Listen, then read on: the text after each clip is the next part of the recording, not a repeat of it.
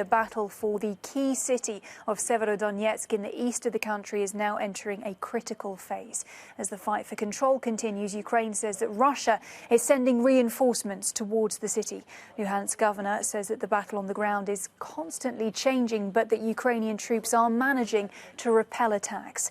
But Russia's defense minister claims its troops have fully liberated residential areas within the city and says that 97% of the Luhansk region is now under Moscow's control.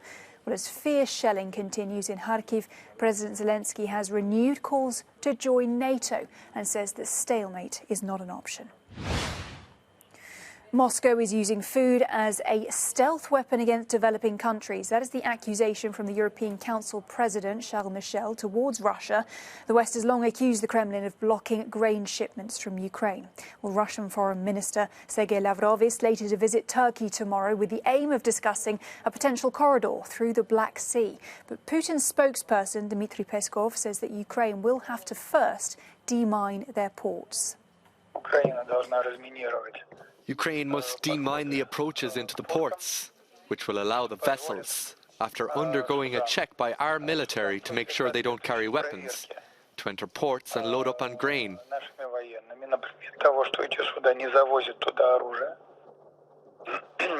And then, with our help, if necessary, continue on towards international waters.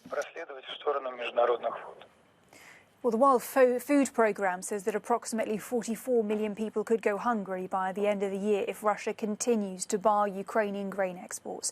I spoke to Ishan Tharoor, he's a foreign affairs columnist for the Washington Post, about the diplomatic dealings currently underway to try and ease the Black Sea blockade.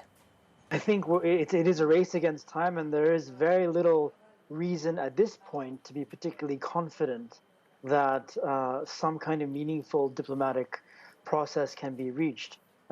As your segment just showed, the Russians and the Turks have mooted this plan to unlock the blockade around Odessa, of course, the very critical and important Ukrainian port city on the Black Sea, which would allow Ukrainian exports of wheat and other agricultural goods to leave.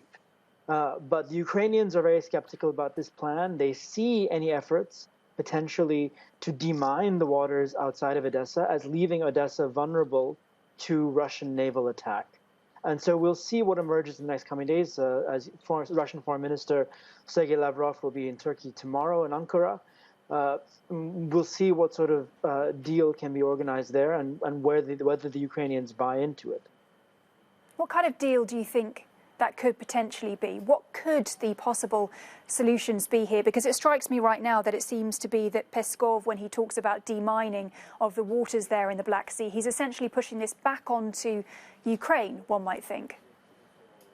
Yes, and what you would imagine the Ukrainians would like to see would be a significant kind of Turkish buy-in, Turkish security guarantees of Ukrainian vessels, and so forth. But this is, I wouldn't want to speculate further. There have been a whole host of scenarios put forward by officials from various countries for what could happen with these millions of tons of grain sitting in Ukraine that needs to get out.